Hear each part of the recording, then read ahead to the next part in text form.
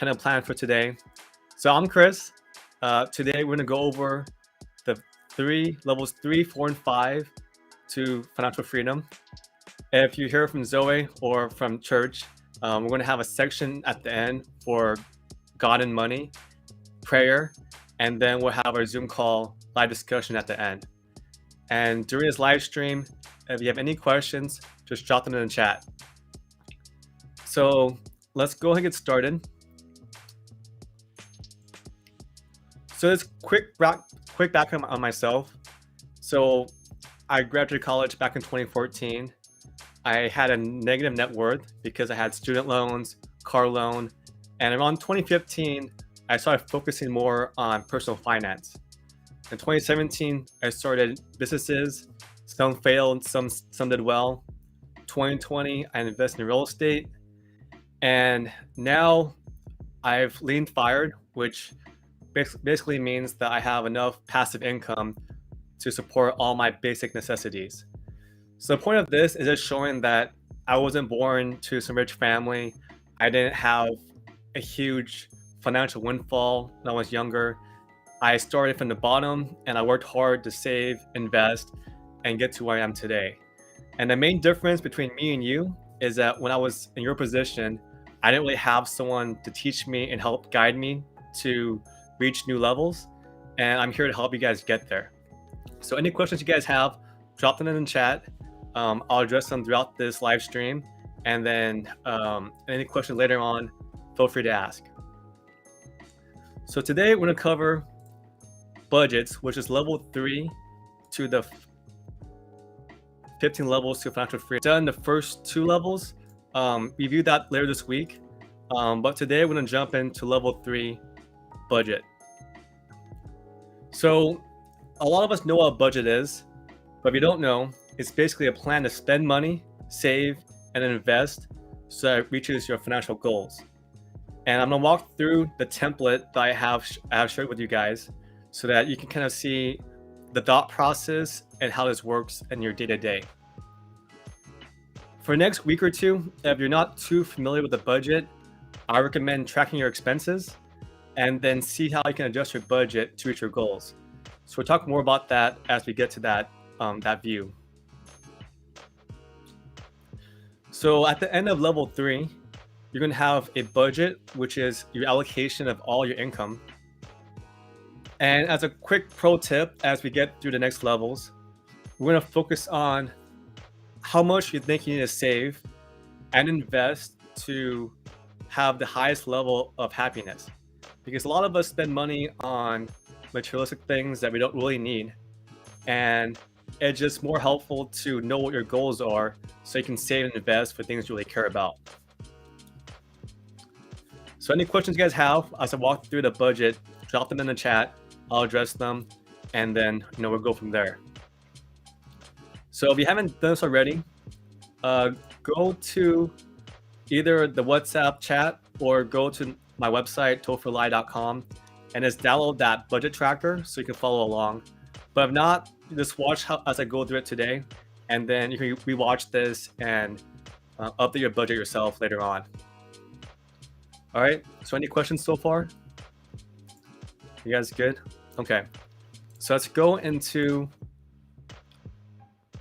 the level 3 budget.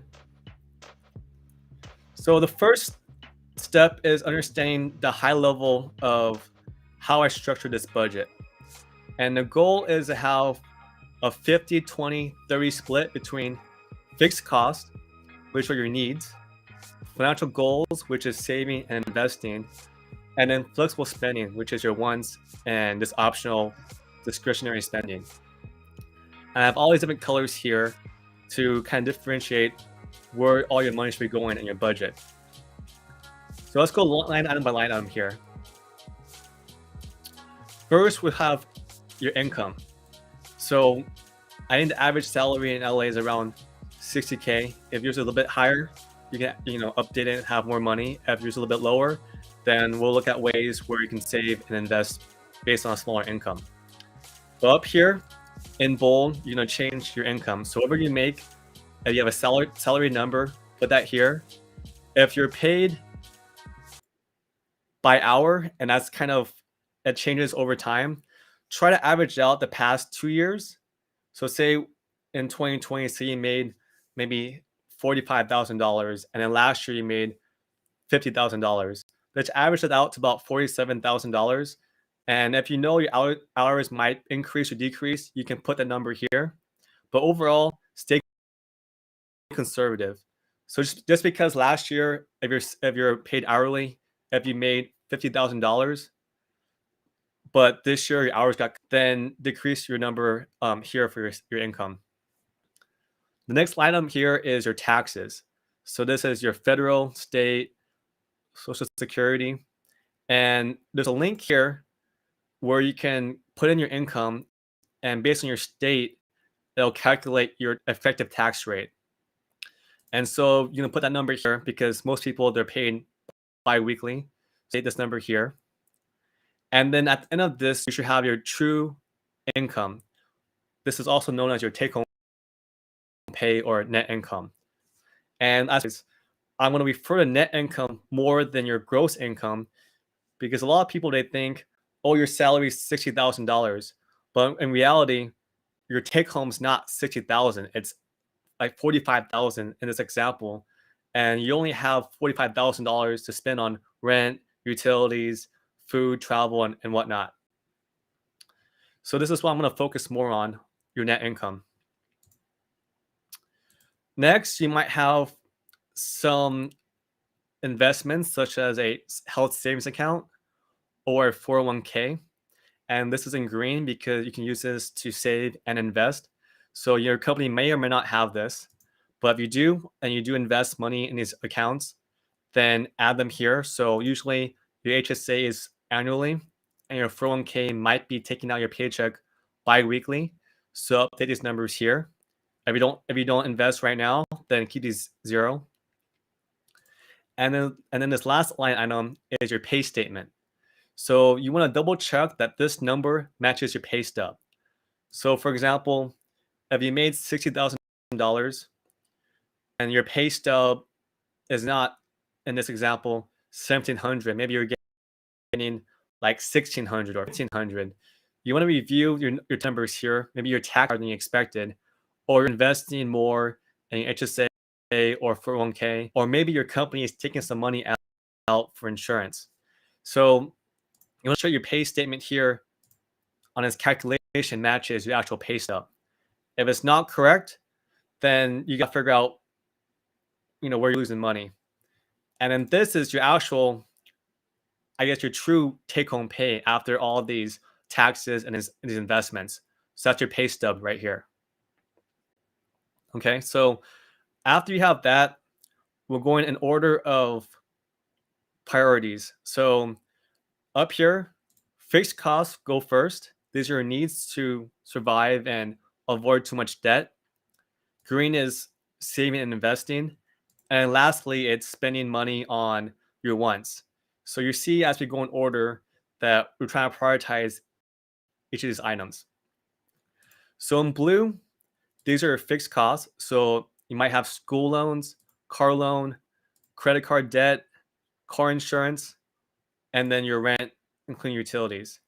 So whatever you have right now, drop them into this monthly column. Usually it's paid monthly, so update these numbers here. If you don't have credit card debt or you don't have a school loan or car loan, then that's 0. And then your rent here, your utilities might fluctuate, but just try to estimate or average out your whole annual expenses with utilities. And I typically try to aim for 30% of your net income or less on rent and utilities. And we'll talk more about this in the future of where to cut costs. But if you're trying to figure out which area you're spending too much money on, it's probably your rent and food, or just shopping for clothes or shoes or whatever you guys spend money on. So this blue section is all fixed costs, and hopefully over time your credit card debt, your school loans, and your car loan will be 0, and you just focus on car insurance, rent, or maybe you buy a house and that becomes your mortgage. All right, so Mariah has a question. When do you recommend is a good time to invest? Yeah, so I think once you kind of have the structure for your budget. And when we talk about the next two levels, which is on paying your minimal expenses and then having a small emergency fund, I think once you have all those things covered, then it's a good time to invest. Because if something happens, you have that emergency fund and you have some structure over your budget to not overspend. I think some folks, they might try to invest before they have the foundation ready. So I try to avoid too much of that until you have these things down. So it's kind of in the order of these 15 levels. Right now, we're in level 3, which is your budget. And then in level, I believe it's 10, we'll talk more about your personal finance plan. And that's based on what kind of life you want to have and your goals. And based on that, you should invest. Okay, so hopefully that helps. But yeah, good question. All right, so next in priority is in green. This is your financial goals. And here you might have investments in an IRA. This stands for individual retirement account. And we'll talk more about this in the later levels. You might have some money in a brokerage account, which is not tax advantaged like an IRA or a 401k. So if you max those out, or you want to have money for maybe buying a house sooner than later, then you might have money here. And if you have more money in another brokerage account, maybe you have a Vanguard account or a Robinhood or a Fidelity account, then you can list all those here. And then, now we're in 2023, maybe you have money in crypto. So just kind of put all of the accounts that you invest monthly or regularly here so you can kind of track this with your budget. So you can notice that in blue, these are your fixed costs. This is the things you have to start paying off. Green is investing. And then lastly, we have flexible spending. And the reason why it's last is because you want to make sure you have a budget for these top two things, and you do these things last. Now, a lot of you are here from church, and you might notice that tithing's down here. I think it's important to have these two sections under control before you start tithing and giving too much. If you want to tithe in a little bit, then that's okay. But really, the foundation is having these necessities and then start investing first. And you can also argue that food is also a fixed cost and you need to spend money on food, but you could spend very little on food and just eat, rice and beans or something like that and cut your costs a lot here. So in this pink section, these are your flexible spending. So donations, food, so that's groceries and eating out. Something fun, maybe you want to go to Disneyland, or you want to get ice cream, or go out with your friends. Gifts, and then gas and transportation. So I live in LA. We drive a lot, so you need to have money for gas, and gas prices have gone up a lot. So to make sure you have somewhere in your budget for gas. Okay, so the blue and the green section here, if you've done level 2, which is your personal finance inventory, then these two sections will be pretty quick to update because you'll have all your accounts ready to go and you'll know how much money you put in each thing. Now, this pink section is going to be a bit more difficult because it might fluctuate month to month. So the way to kind of start calculating this is I have a template up here for flexible spending. So what I would recommend is if you have a debit card or a credit card or just keep all your receipts and then list them out here throughout the month. So for example, say on October 1st, you bought clothes at Target, you put the spending, the date, the amount you spent, and then categorize it. So you can see it's between those categories we talked about, which is donations, food, something fun, gifts, and then transportation. So for this is spending for something fun. So that's why you click this category here. And I recommend doing this for maybe 1 to 3 months so that you can average out how much you spend. So for example, right now it's February. Maybe in December you spent more money because it's the holidays. you buy Christmas gifts for your friends and family. So maybe your spending is a lot higher that month, whereas other months you don't have as many gifts to purchase. So then your gifts category is a little bit lower. And you can kind of play around with this and average out each month. But ideally, you want to have a very accurate representation of how much you spend in each category. So you can go ahead and update this based on a month of spending. Maybe you didn't keep the receipts for the past month, so just start today and start tracking that. And after you finish this exercise for a month, at the bottom here, it's gonna sum up the spending in each category. So in this example, there's two categories here with food. Right here on October 3rd, maybe you bought groceries at Ralph's and you have the amount here, so that's a food category. And then on October 14th, you had dinner with friends, so you put the amount here, and it's also food. So you can notice that the food summed up down here to be $134.30. And once you finish this for the whole month, these numbers might be in the hundreds each, which might be kind of surprising. I mean, and if you've never done this before, it's a good, awareness of your spending. So, any questions on this, on the monthly spending tracking? Okay, yeah. So once you have this, just be sure that you might have this all for 1 month or at least 30 days to get a good idea. And if you want to do multiple months, fill this template again and average out how much you spend in each category. And then based on that, you can have a better idea of what to put for your budget in these sections here. And again, you want to be conservative. So maybe in 1 month you were super frugal. Maybe you were sick and you didn't go out with your friends, and so your spending for fun was a bit down that month. But you know that usually you go out with your friends every weekend and you spend more on gifts or food. You want to make sure you account for that and be conservative versus you being too aggressive, thinking that you only spend maybe a couple hundred on food each month. But in reality, on average, it's double or triple that. And this budget is going to change, a lot the next month or two as you figure out how much you spend and as you learn to cut down on spending more money than you want to spend on these things.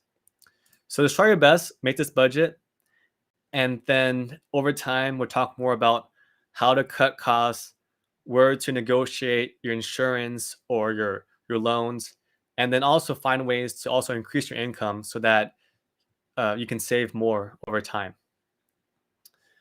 So the last items on this budget is extra, and the idea is you want to have this in a positive, maybe a couple $100. And basically, this is just in case your budget doesn't count for something. You know that you have some extra money for any unexpected expenses. So this aim for this to be, a couple $100, and at the end of the month, if you have more money, then you can invest that. All right. So any questions on a general budget here, on each field, or how you can figure out what to put into each section? No, you guys are good? Okay, cool. So we're going to go into levels 4 and 5, and then we'll jump back to this budget to kind of see where you can cut back on spending and then where to focus your money.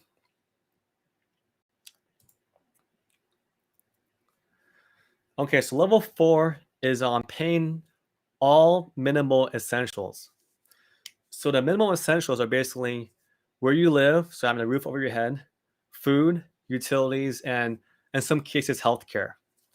And the idea is that if you really try to live on just your minimal essentials, your budget could save a lot of money and you have a lot more money to invest in. And right now, I think a lot of us have this idea of being a mass consumer where we're buying new clothes, new shoes, going out to eat a lot, and we're spending money up to our means or beyond our means.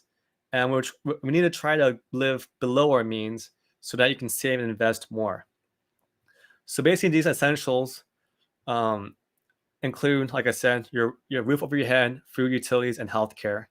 And you need to try to think about what are your true values. So going back to level one, your vivid vision, you might have these goals of spending time with friends and family, traveling, having cool experiences. And you might not have a vision of having all these extra clothes or shoes or like spending a lot of money on food that you just throw away or you overeat. So, this level four is trying to start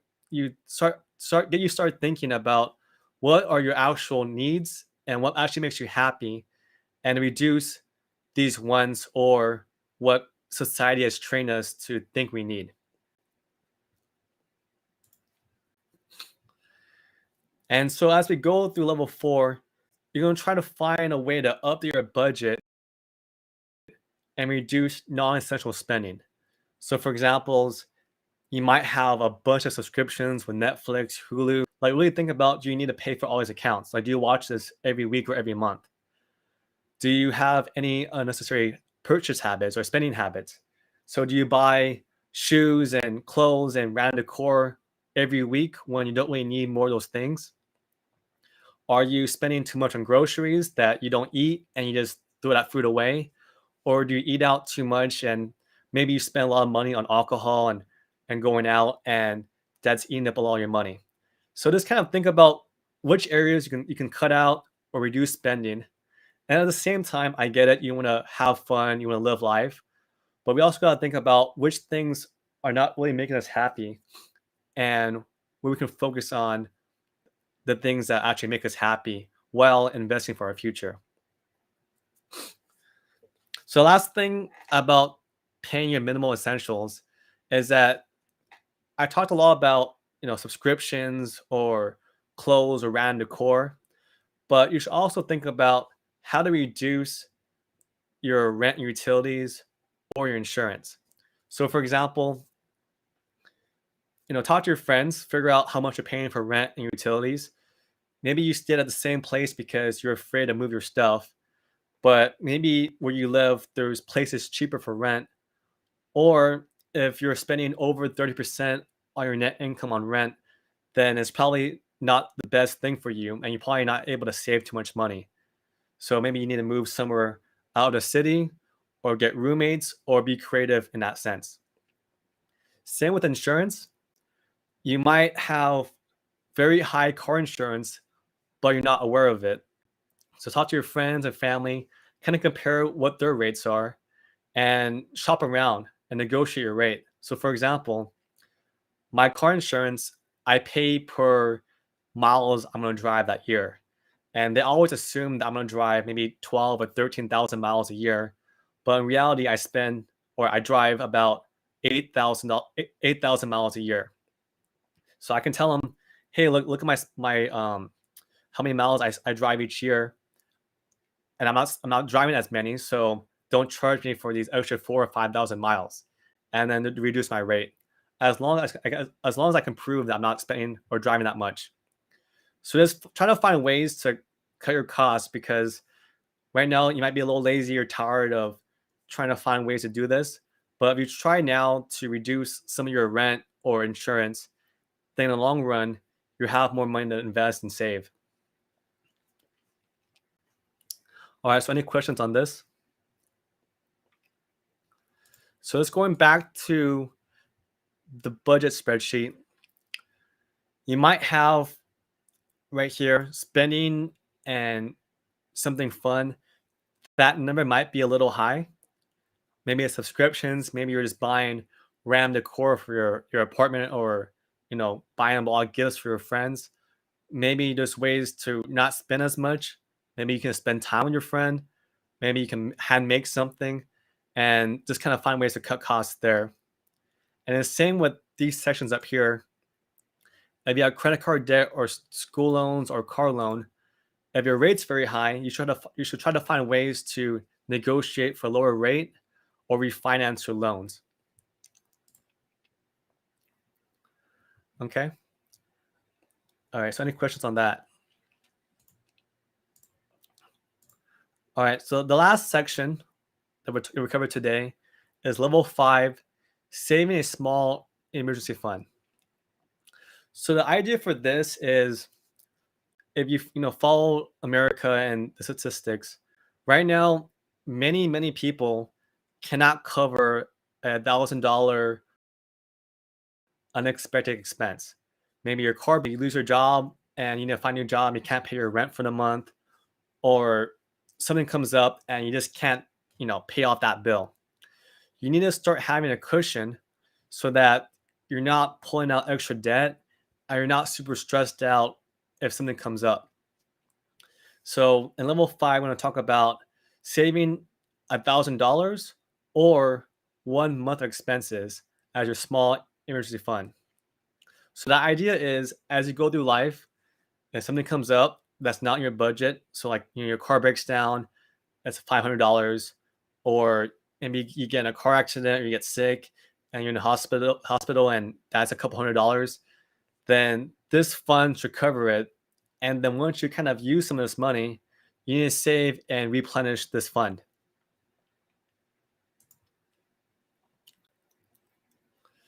So the idea, like I said, is this is going to be a cushion to recover from any unfortunate events. Not as much as you want, but life happens, things happen, and you want to protect yourself from going into debt and either spending too much on a credit card that puts you more in debt, or just being in a situation where you need to ask friends or family for money, and that's not in my opinion, the best way to prepare for your life.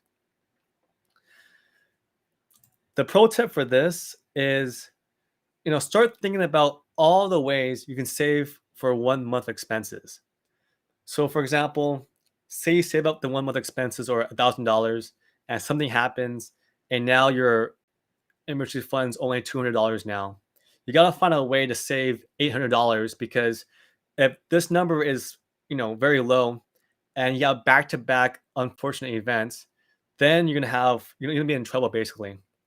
And you need to find ways to cut back. So you need to think about, okay, maybe this month I'll spend less on going out to eat, or I'll cancel my subscriptions and I'll save, $40 here, or I'll instead of driving so much, I'll have my friends come to my house or walk somewhere or have a call with them or FaceTime them.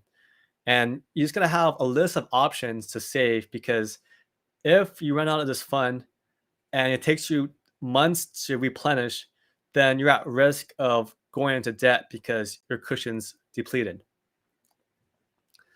And as we go through other levels, we're going to find more ways to cut back and also increase your income so that you avoid these issues in the future. All right, so any questions on this? All right, so basically going back to this, you can see that in blue, a loss here, you might not be able to cut right away in the first month. That's why it's important to try to cut back on paying high interest, so trying to negotiate your loans, or shopping for car insurance so that you can have more money saved up sooner. But if you have to cut back, maybe here you might not invest as much. But the idea here is you should cut back on this section here. So I'm spending too much on food, spending too much money on things you don't really need, gifts, and then transportation. You might have subscriptions here. You might have something you spend money on regularly. Maybe every week you go shopping with your friends or go to a farmer's market and you spend a lot of money on food. Like for example, I went to a farmer's market and I spent like $10 on apples. I spent like $12 on 12 dumplings that are not really good. And so, if I was trying to cut costs and maybe I don't go there and spend more money on that, I would focus on, cooking at home, or, buying cheaper produce to replenish my savings. All right, so let's see. We have a couple questions, and then we'll go into a lesson on God and money. I'll pray us out, and then we'll go to our Zoom call for more discussion. So Amber asks, Do you want to save up for that $1,000 before paying off debt or after? So I would say you want to have this fun while you're paying off debt. And it's kind of tricky because, maybe you have five or $10,000 in debt and you're trying to save money as well. Um, I would try to find a balance because if you're in credit card debt, for example, and there's like unexpected expense and you use your credit card to pay that off, I think right away that payment or that charge you make on that credit card gets the high interest from that credit card um, interest you have. So you're basically paying like 12 or 15 or 20% interest on your credit card by paying off that, emergency expense. So it kind of depends. I think you should still always have that fund in case you need cash for something. But definitely, if you have credit card debt, usually that's the highest interest rate. So you want to try to get rid of that as soon as possible. All right, Mariah asks, how do you negotiate interest rate on credit cards? So there are credit card, I think there's like third-party credit card companies. You can Google this. If you have more questions, reach out to me. But essentially, there's these third party companies where they'll buy your debt essentially, and they give you a lower interest rate because you're paying them for the interest versus your credit card company. So if you think about it, you have your credit card company. Say you have a Visa Chase card, and you have $5,000 in debt, and the interest rate is maybe 20%, and that's a lot of money each month you're paying in interest. And so Chase might want to keep you on, having debt with them, so that they make money month after month as you pay off the interest, right? But you could, get maybe you have cash or you get you get paid from your job and you pay off all that credit card debt, and then Chase makes very little money off of you because you have no more debt, right? Well, a third party company might buy your debt or transfer your debt from the credit card company to their third party company, and they'll give you a lower rate. So maybe it's not 20%, it might be like 8 or 10%. And that's because Chase gets the money for sure. And then this company gets money because there's no interest rate on that. And the reason why it's beneficial for both is that you could declare bankruptcy, or there's like loopholes to not pay interest right away, and Chase rather have the money now versus not getting in the future. So that's why these third party companies exist, so that they make some money, they make some money off your interest, but you win because your interest rate's lower. All right, Amber asks, do I have specific recommendations for credit card debt relievers? Yeah, I can do some research and I'll reach out to you guys afterwards. Right now, I haven't personally used it before. Usually I try to avoid all credit card debt, but I do have friends and family that they've done this before. So let me do some research and I'll get back to you guys on that. All right. Okay. Any other questions? All right. So I think there's one thing I want to share about budgets, and this kind of how I think about this is I think about the story from I think I was like 12 or 13, and I really wanted a fish tank. And my cousin around that time, my uncle and aunt, they made her give a presentation on, I think she wanted a hamster. So they made her do a presentation on like, getting a hamster, how she should be responsible for taking care of it, how much it's going to cost, and all these things. And so I wanted a fish in a fish tank. My parents made me do the same thing. So I had to research, oh, here's how much a fish tank is. Here is how much a fish is. And I spent a lot of research and time on this. And finally, my parents were like, okay, fine, you can get a fish in a fish tank if you want, but you got to save up and then go buy it. And so I remember the day came up where the newspaper came out. There was an ad for, I think it was a 10-gallon fish tank on sale. And I was like, oh, it's a good deal. This is like $10 or $20 off of like the average price. So we go to Petco. I have all my money. I buy the fish tank. I buy the fish. We're buying gravel for the fish tank and all these things. And it's starting to go, a bit higher than I expected because I didn't realize I had to buy all these things for the fish tank, like a filter and food and all these things. And my mom was with me, and she's like, "Hey, Chris, maybe you don't do this. Maybe this is not the right thing to do." But I'm like, "No, no, I want a fish tank. Like I think it'll be therapeutic, it'll be fun. I want to have a pet." And we're checking out, and I pay. And I remember seeing a family also at Petco, and the mom tells the son, "Hey, you want a fish tank? You want to have some fish?" And I think they're there because they're buying dog or cat food, and her son's like, "Oh, I don't really care. Like, I don't need a fish tank." And the mom's like, "No, no, like you want it? We should just get it. It'd be fun." And then he's like, "No, I don't really want it." And then the mom is like, "Oh, we'll just do it, whatever." And they just ask the worker, "Hey, which fish should we get? Oh, which fish tank should I get?" And then on the spot, they just drop like a few $100s buying a fish tank and fish, all these things. And I saw that and I was like, wow, I spent weeks or months, planning to buy this fish tank, and this family just bought it right here.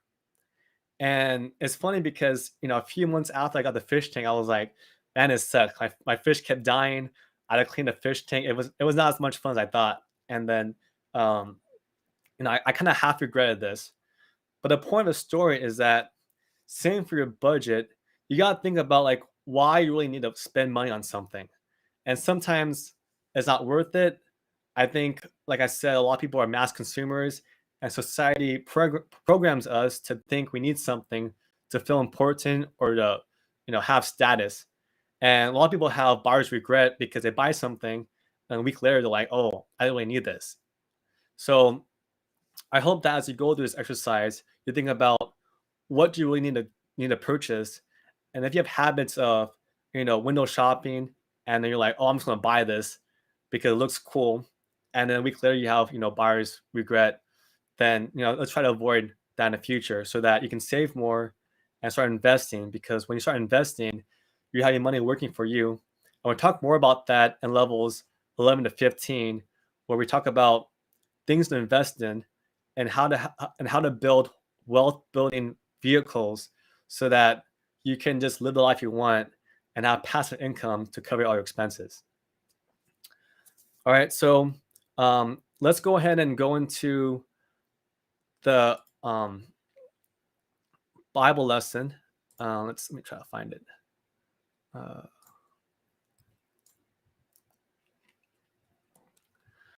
Okay, so we'll go to a lesson. I'll pray us out, and then we'll jump into our Zoom call. But today we're going to talk about loving God first. And the idea is that money can be a very stressful part in our life. Maybe you have debt and it's hard to sleep at night. Maybe you're worried about your income because you got laid off or your hours got cut. And it's important to seek the kingdom of God first, to love God first, and know that everything else will come through later on. It's important not to be it's important not to be greedy with money, and not to put the love of money before your love for God. And so the Bible verse for this is Hebrews 13:5.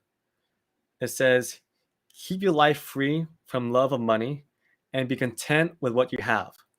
For he has said, I will never leave you nor forsake you." And I think a lot of us, we really put money as an idol, where we're chasing a higher paying job. We're trying to, show our status by buying certain clothes or luxury brands. And all these things are like the same price as cheaper materials. You're just paying a lot of money for this name brand that's embroidered on your shirt or your shoes. And oftentimes you think, oh, I worked hard, I deserve this.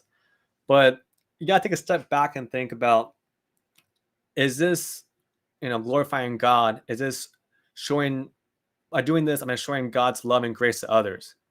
Am I being generous with my time, my money? Am I being selfless? And a lot of times people, even myself, get so caught up with making more and more money that you forget about God and that our purpose is to bring other people to Christianity. And if you just worry about yourself and worry about these Christians or people that are already saved, then you're not living out the purpose that God asked us to do. So I really encourage you all to, focus on this personal finance journey. Focus on save, get out of debt, money. But also, once you kind of have this solidified, then you're giving back more to church or other people and not being greedy with trying to hoard all this money for yourself. All right, so let me pray us out, and then we're in the stream, and then if you guys have 20, 30 minutes, we'll go into the Zoom Zoom discussion, say hi, get to know each other, and then call it a night. All right, so let me pray us out. All right, Father, I thank you for this time for everyone to join together to talk about budgeting, to talk about how to be good stewards of the time and money you've given to us, to not idolize money, but to live for your purpose and the purposes that you've given to us. I thank you for good health. Whoever is going through hardship or some folks are sick and they texted me today. I pray that you heal them, that you give them rest and comfort. I pray that whoever is going through hardships with personal finances, whether it's debt, a loss of a job, worried about paying off rent, or just unexpected expenses, I pray that you use me to give them confidence that they can save money, that they can budget, take control of their finances, and live a more fruitful life that gives them more peace in life and can get them closer to building a relationship with you.